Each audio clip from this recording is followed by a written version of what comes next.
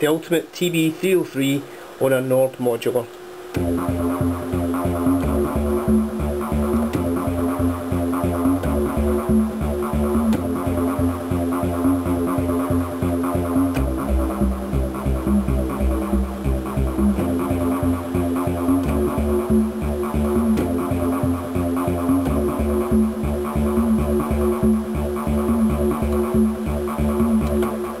Okay, let's go through that screen caps.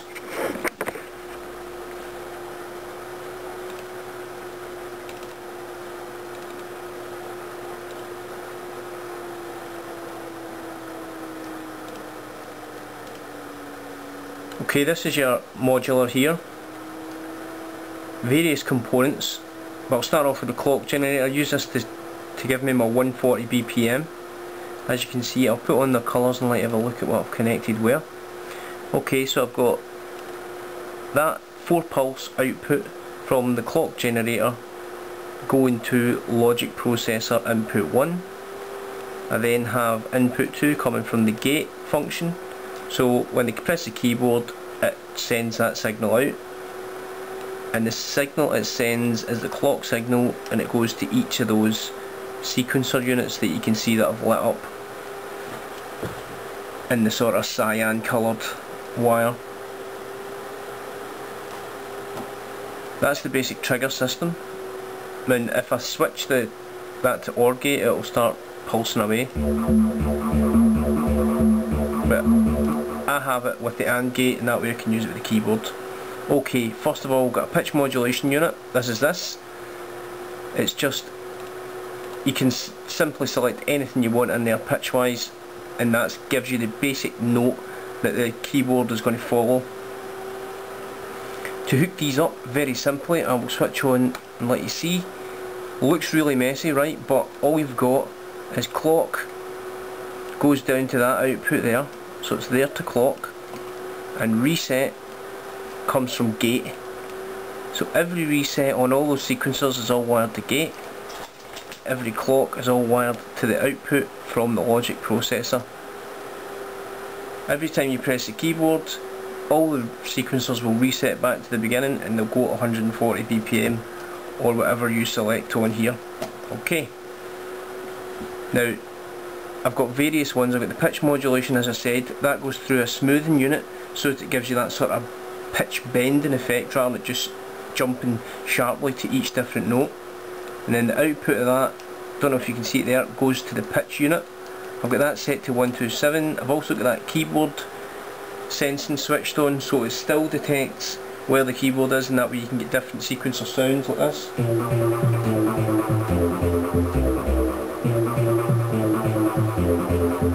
So you can go all over the keyboard and it still sounds like a normal keyboard. Sounds like you've got a sample. So that's that unit out of the way. Next I've got filter envelope trigger, and that goes to this ADSR unit below, and it triggers what the filter does. You can see it stretches across to here, and it just basically jumps the filter up and down. I'll let you hear how that works by putting it to 0, just flat, and then you can put it up, and it's that kind of, when those wee pulses are hitting, it's jumping that filter up. It's a nice wee effect, quite like it myself. So that's the filter envelope trigger and link over to the audio filter. Next I've got the accent. This was quite complicated to build, but again, sequence trigger unit, output into an ADSR unit right below it. You can set these to whatever you want, however you want the accenting to occur. And then it goes through this envelope unit, which comes down to this control mixer, and then I've got a constant mixed with it. So the constant is what it normally sits at. So let me play it and I'll give you an example. So that's the constant value, and then it jumps up to full value when you hit these sequence points here. You can add some more, let you hear what they do. It's subtle but effective.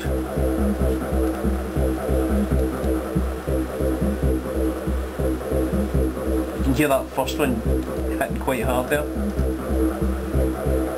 That's what the accent unit does.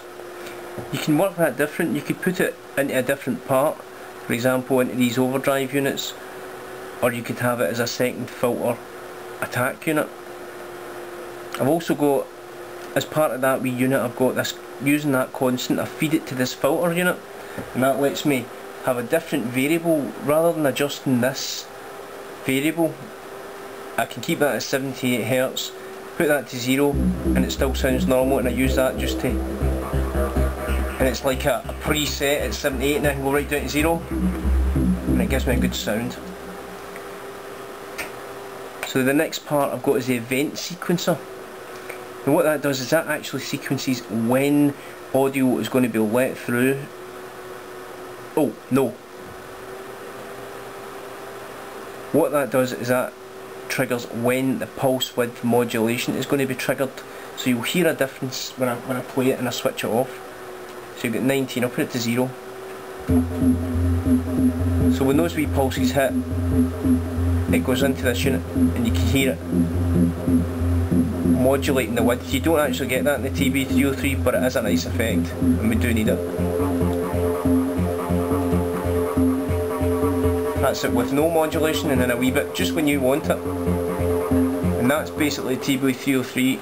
Other than that, we've got the note unit, which I may have already mentioned, and when each note is hit. I mean, if you zero that, you can see the difference. I'll just copy it to there, cut that, copy it to one with no sequence happening. So you just got one note at the beginning.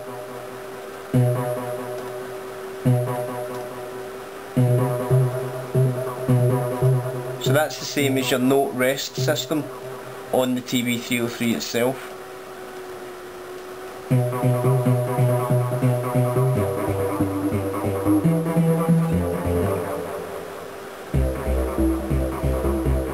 There's not much more else to say other than you can see I've got some audio kits set up here.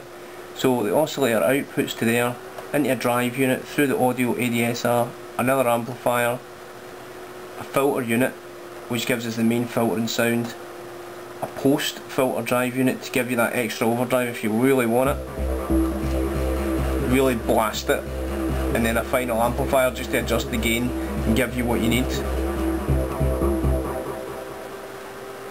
In the description I'll post a link to this TB303, and I'll possibly put a wee JPEG on just so you can see what it looks like as well. Thanks, see you later.